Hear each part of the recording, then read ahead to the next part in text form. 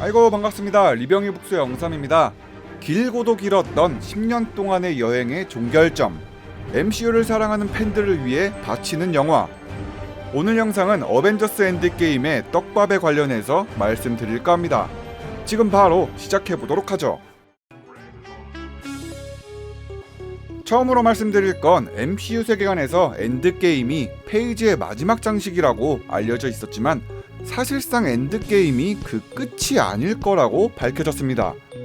마블의 수장 케빈 파이기는 상하이에서 열린 마블의 팬미팅 현장에서 페이지의 끝은 엔드게임이 아니라 스파이더맨 파프롬 홈이라고 말했죠. 그러니까 10년간의 페이지를 마무리 짓는 사람은 타노스가 아니라 바로 스파이더맨이라는 이야기입니다. 제 아무리 파프롬 홈이 엔드게임 직후의 상황이긴 하지만 엔드게임에서의 이야기로도 충분히 종결이 났었는데 이야기가 더 있다니까 기대해봐도 괜찮겠죠? 다음으로 어김없이 또 사라진 두 사람, 로키와 닉 퓨리입니다. 이 둘의 행방은 엔드게임에서도 정확히 알 수 없었습니다. 닉 퓨리는 11화 때도 에이지 오브 울트론 때도 범지구적인 위기 상황이 있었을 때도 나타나지 않았다는 걸 알고 계시죠? 닉 퓨리는 캡틴 마블 영화에서만 얼굴을 비췄고 인피니티 워에선 삐삐만 쳤을 뿐 엔드게임에서는 단 한 장면, 토니의 장례식밖에 얼굴을 비추지 않았죠. 코믹스에서는 뭔가 중요한 일이 있다면서 혼자 떠나는 모습이 나와서 엔드게임과 연관이 있을 거라 생각했지만 그러긴 개뿔 1도 관련이 없었습니다. 그래도 닉 퓨리는 스파이더맨 파프롬 홈의 트레일러 영상에서 등장을 했으니까 우리는 그냥 차근차근 영화를 기다릴 수밖에 없겠습니다.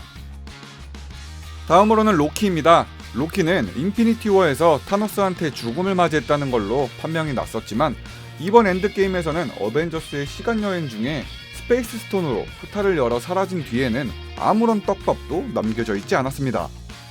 그나마 우리한테 남겨져 있는 정보는 마블의 드라마 로키가 제작 중이라는 거겠죠?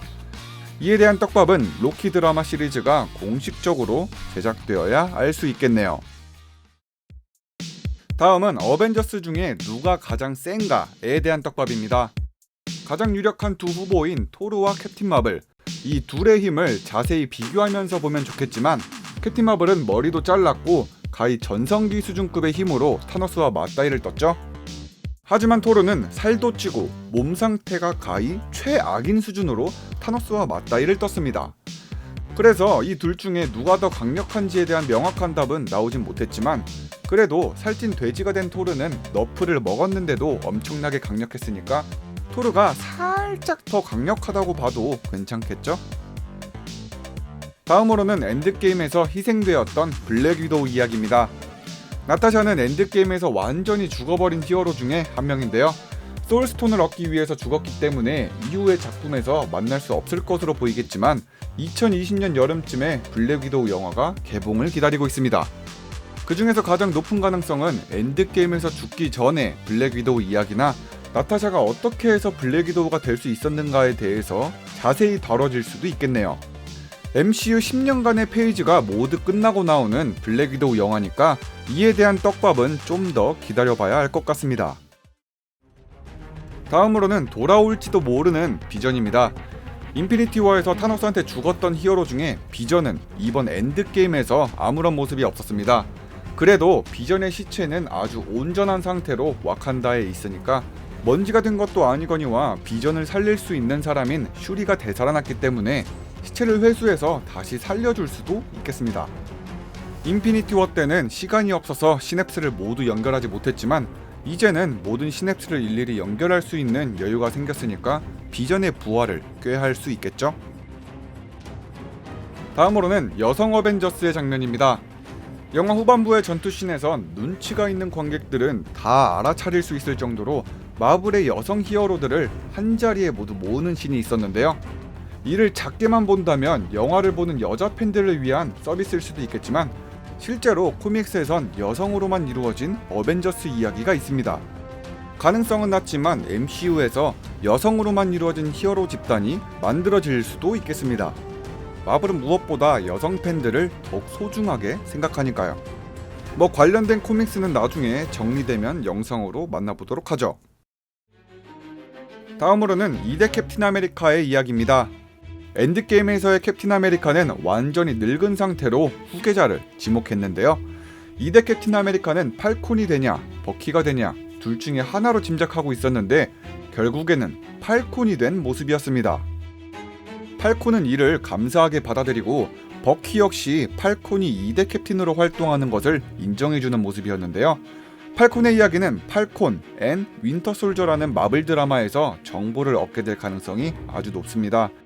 그렇다면 차기 캡틴 아메리카 영화는 팔콘이 주인공이 될 수도 있겠네요.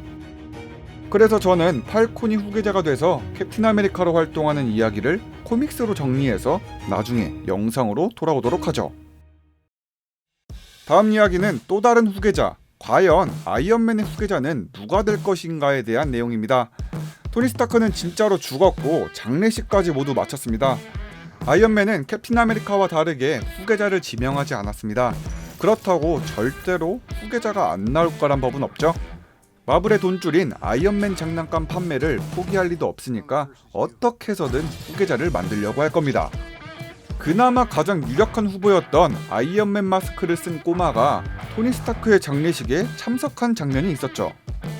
남자 아이언맨은 이 꼬맹이가 물려받고 페퍼포츠의 슈트는 아이언맨의 딸이 물려받아서 어쩌면 비슷한 나이대의 어린 남녀 두 명이 아이언맨이 될 가능성이 가장 높아 보입니다. 마지막으로 엔드게임 이후의 MCU의 행방입니다. 이번 엔드게임은 쿠키 영상도 없고 다음 빅 이벤트에 대한 힌트도 하나도 주어지지 않았습니다. 제 아무리 판권을 모두 사들여서 엑스맨, 데드풀 등등 저작권은 모두 있긴 하더라도 이를 자연스럽게 합류시키고 세계관을 또 넓게 확장시키려면 더 많은 논의가 필요하겠죠. 엔드게임으로 종결지은 이야기 다음에 큰 마블의 사건은 아직 밝혀진 것 없이 흘러갈 듯 보입니다. 올해 내년까지 공개된 마블의 작품들은 대개 단독 히어로물 영화니까요.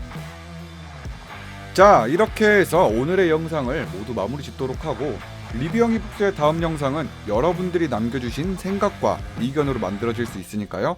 얼마든지 자유롭게 댓글 남겨주시면 감사하도록 하겠습니다. 영상 끝까지 봐주셔서 정말로 감사드립니다. 그럼 지금까지 엉삼이었습니다.